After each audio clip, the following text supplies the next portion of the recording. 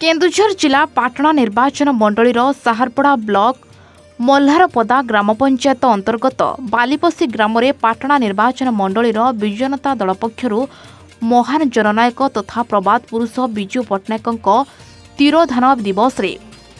आयोजित श्रद्धांजलि सभारे पाटणा निर्वाचन मंडलीर विजु जनता दलर विधायक प्रार्थी जगन्नाथ नायक, पाटणा निर्वाचन मंडलीर संयोजक कानन बिहारी पही, पाटणा ब्लॉक सभापति माधवानंद पृष्ठी,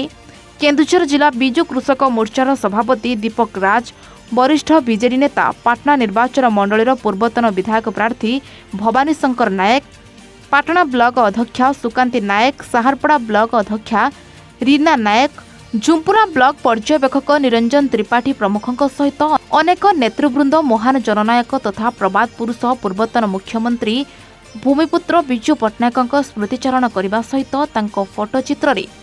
पुष्पमाल्य अर्पण कर श्रद्धांजलि ज्ञापन करने सहित विजु बाबूंको उन्नतिमूलक कार्यक्रम को क्रमागत करने को हेले विधायक प्रार्थी जगन्नाथ नायक को विपुल संख्यार विजयी कराई देवा सहित नवीन पट्टनायक को षष्ठ थर पर मुख्यमंत्री करने को कर्मी मानक प्रोत्साहित करथिले।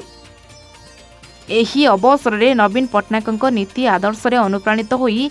बालीपसी और जामदा अंचल भाजपा कर्मी शशिभूषण नायक, रमेश चंद्र नायक, गौरहरी बेहेरा और हलधर बेहेरा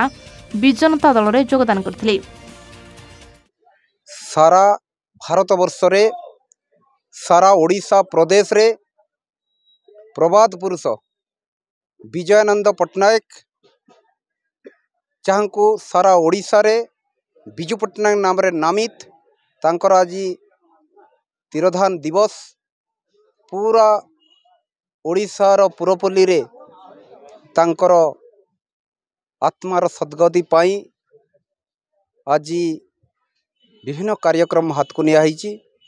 आज पाटणा विधानसभा क्षेत्रर साहारपड़ा ब्लॉकर मल्हारपदा पंचायतर बालीपसी ग्राम ठारे निर्वाचन मंडलीर कार्यकर्ता सेठिकार साधारण जनता से गाँवर माँ मौसी समस्तंकर उपस्थित रे तिरोधान दिवस पालन करागला।